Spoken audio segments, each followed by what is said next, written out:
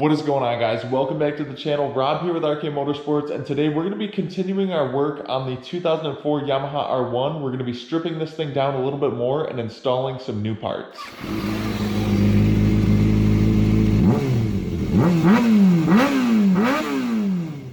Alright, so right now I've got the bike lifted up in the air. What I did was I went through and I made a list of all the parts and pieces that I noticed that this bike needed. So I went through, made a list, wrote everything down, and one thing that I did have on hand is I had this big bin of parts from a 2004 to 2006 Yamaha R1 that I parted out a few years ago. So I was able to get a few parts that I had on hand for this bike. Unfortunately, it wasn't that much, but I did get some key components like our fuel pump that we needed for our fuel tank because this bottom nozzle broke off on our fuel pump that was from this bike.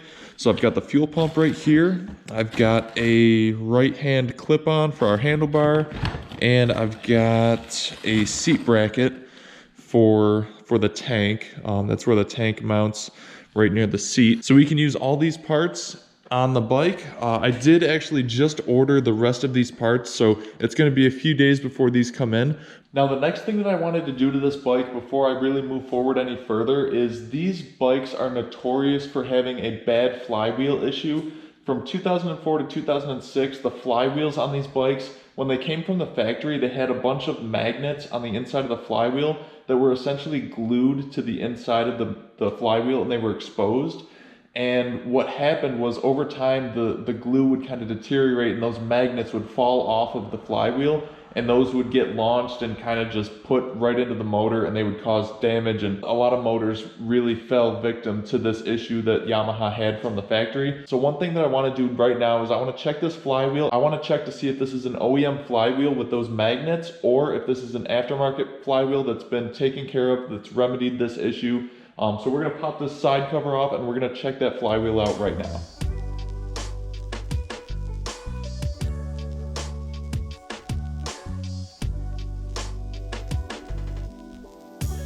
All right, so I got all the bolts loosened up and we're just going to pull this straight out. There we go. So it looks like everything is intact. So now what I'm going to do, I'm just going to pull this out of here.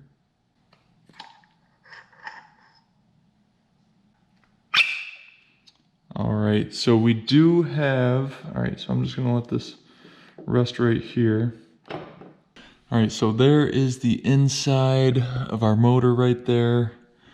Here is our stator, and this right here is our flywheel. Now you can see right on the inside here, these are the magnets, those rectangular things all around the outside. Now those are the magnets that are exposed on this flywheel. Now that is the issue that these bikes run into. Now it's actually 2004 through 2008 had this issue with the flywheels. These magnets would come off, detach from the flywheel, and you can see the crank. You can see the crank right there is right in the motor. So I mean, these could fall off, go right in there and cause all kinds of havoc. So I'm going to purchase an aftermarket flywheel for this. Basically, the difference between this one and the aftermarket one is there's a sleeve that goes inside of this flywheel, holds all of those magnets in place without having to worry about them falling off in the future. So I just wanted to do this as a precautionary measure. It's a good thing that I am checking this out because down the road, you know, if I was to go and sell this bike, if those magnets were to come off and, you know, blow the motor. So it's great insurance that we're going through and doing this now and getting this corrected.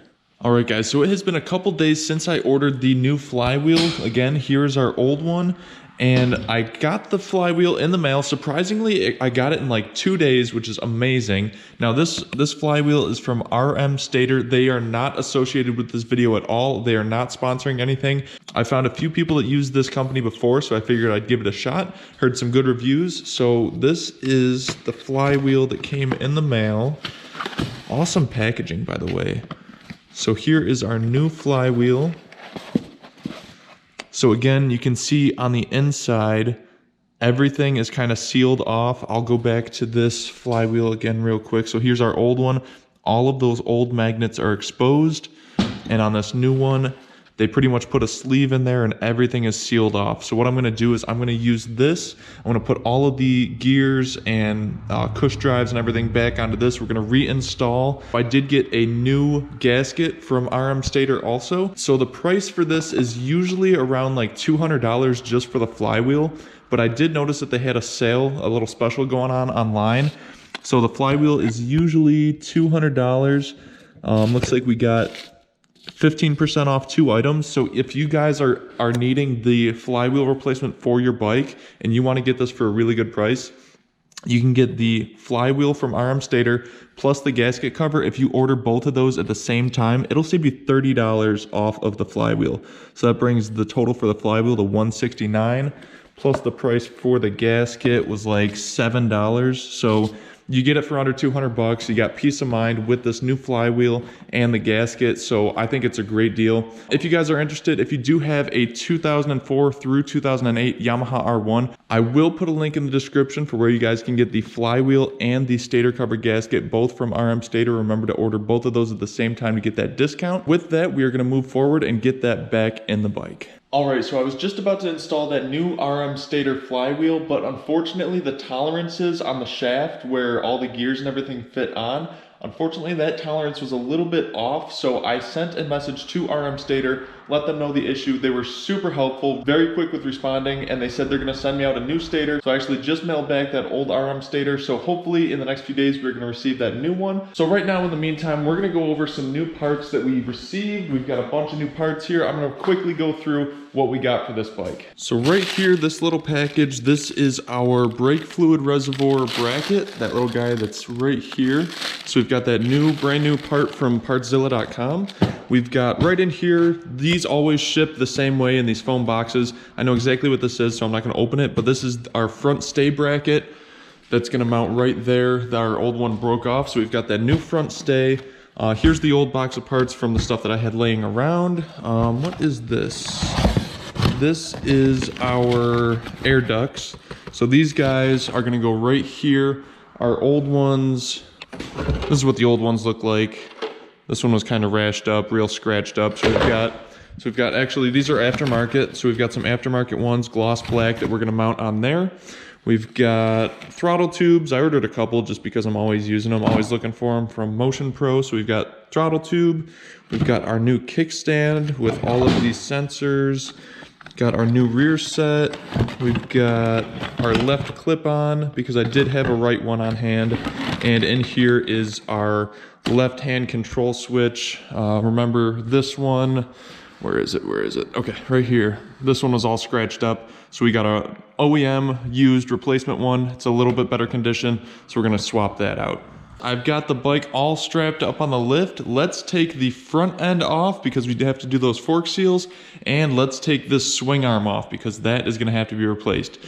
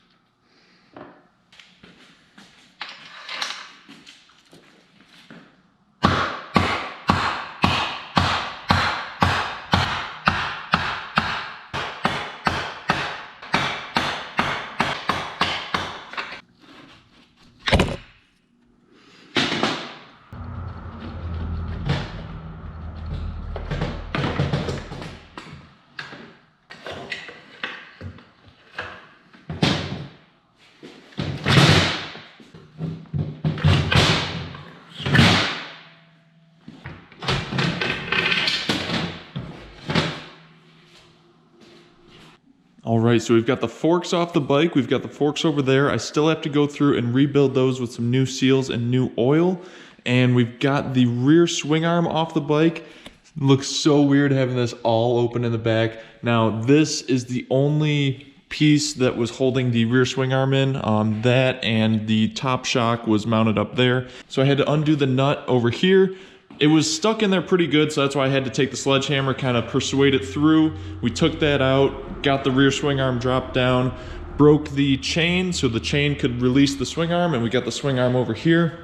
Now we did have, it's kind of hard to see because my GoPro does not really want to focus that well. That right there is actually a hole that popped through the swing arm because it was ground down so much, it wore it down so much where we have a hole through the swing arm there. So that is why we are replacing the swing arm. We've got the swing arm off the bike. I've got the new one in the other room right now. I still have to get that over here and pop that on. We're gonna do that in the next video. But right now we've got the back off, we've got the front off. This thing looks like a hover bike because it has no wheels on it right now. Got it jacked up in the middle, and that's how this thing's gonna be sitting for the next few days. So that is gonna wrap up today's video with the R1. I feel like we're not really moving in the right direction, taking more and more parts off of this bike, but soon enough, we are gonna get this thing slapped back together in no time and get all those new parts and new fairings back on this bike. So until next time, I'll catch you guys in the next episode with this R1 build. Take it easy, guys. Rob with RK Motorsports, signing out.